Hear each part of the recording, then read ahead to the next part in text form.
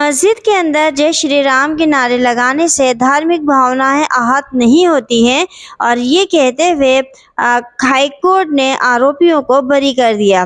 किसी वर्ग की धार्मिक भावनाएं कैसे आहत होंगी जब शिकायतकर्ता स्वयं कह रहा है कि इलाके में हिंदू मुस्लिम सद्भावना से रह रहे हैं, तो किसी भी तरह से इस घटना का नतीजा एंटी मनी नहीं हो सकता है। एंटी मनी का अर्थ होता है सद्भावना बिगाड़ना। यह मामला जुड़ा था मस्जिद के अंदर जाकर जय श्री राम के नारे लगाने से। इस मामले में अदालत ने यह पाया कि आरोपी निर्दोष है। साथ ही हाईकोर्ट ने यह टिप्पणी भी की। कर्नाटक हाईकोर्ट ने तर्कों के मद्देनजर ये फैसला दिया है। 25 सितंबर 2023 को कर्नाटक के दक्षिण कन्नड़ जिले के थाने में एक कंप्लेंट दर्ज कराई गई। शिकायत में आरोप लगाया गया था कि 24 सितंबर की रात 10:50 के करीब कुछ अज्ञात लोग मस्जिद के अंदर घुसे और जय श्री राम के नारे लगाए।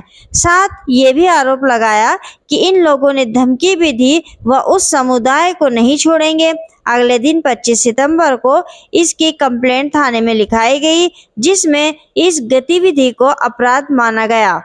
शिकायत में यह भी बताया गया कि मस्जिद में लगाए गए सीसीटीवी फुटेज देखने के बाद ये पता लगा कि एक अज्ञात कार और एक बाइक पर कुछ अज्ञात लोग मस्जिद के इर्द गिर्द घूम रहे हैं।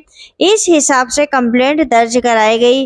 कंप्लेंट अज्ञात लोगों के खिलाफ दर्ज हुई थी, लेकिन जब पुलिस द्वारा जांच की गई तो कुछ लोगों की शिनाख्त भी हो गई। उन्हें इस आरोप में नामजद किया गया। उसके बाद स्थानीय पुलिस ने उन पर भारतीय दंड संहिता की कई धाराओं के तहत मामला दर्ज कर उनको आरोपी बनाया। भारतीय दंड संहिता यानी कि आईपीसी की धारा 447 आपराधिक अति 4, 505 सार्वजनिक शरारत के लिए बयान देना, 506 आपराधिक धमकी, 34 सामान्य इरादा और 295 ए धार्मिक भावनाओं को ठेस पहुंचाना के तहत मामला दर्ज किया गया था। तो फिर आरोपी ने हाईकोर्ट का दरवाजा खटखटाया और इस केस में कर्नाटक सरकार जो थी वो प्रतिवादी थी, आरोपी वादी थे। इस केस की सुनवाई हुई 13 सितंबर 2024 को। कर्नाटक सरकार ने हाईकोर्ट में ये दलील दी, पिटिशनर इस तरह से मस्जिद में घुसकर जय श्री राम के नारे नहीं लगा सकते और ना ही मुतवल्ली को धमका सकते हैं किसी भी प्रकार से। मुतवल्ली कौन होता है? तो मस्जिद का प्रबंध करने वाला जो व्यक्ति होता है उसको मुतवल्ली कहते हैं। यह मस्जिद कमेटी का जो अध्यक्ष होता है उसको मुतवल्ली कहा जाता है। और सरकार ने ये मांग की कि आरोपियों की याचिका खारिज कर दी जाए। कोर्ट ने कहा कि कंप्लेंट के मुताबिक लोगों ने मस्जिद के अंदर नारे लगाए और धमकी देकर फरार हो गए। और शिकायतकर्ता ने अपनी शिकायत में ये भी कहा है कि हिंदू और मुस्लिम एक अच्छी आपसी एकता और सद्भावना के साथ रह रहे हैं और ये लोग समुदायों के बीच दरार पैदा करना चाहते हैं जय श्री राम के नारे लगाकर।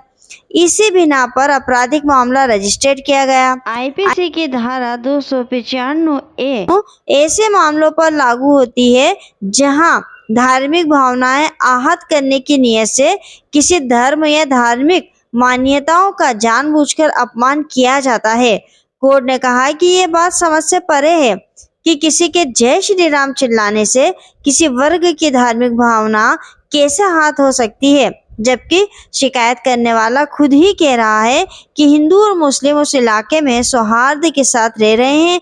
ऐसे में घटना किसी भी स्तर की कल्पना में भी विषमता पैदा नहीं कर सकती। इस केस में आरोपी के ऊपर डराने धमकाने की भी धाराएं लगी थी। हालांकि अपने फैसले में कर्नाटक हाईकोर्ट ने इन तमाम धाराओं को भी इस मामले में सही नहीं पाया और न्यायालय ने आरोपियों की याचिका को स्वीकार करते हुए उनके ऊपर दर्ज आपराधिक मामलों को खारिज कर दिया। इस मामले में आपकी क्या राय है? आप हमें कमेंट में लिखकर जरूर बताइएगा।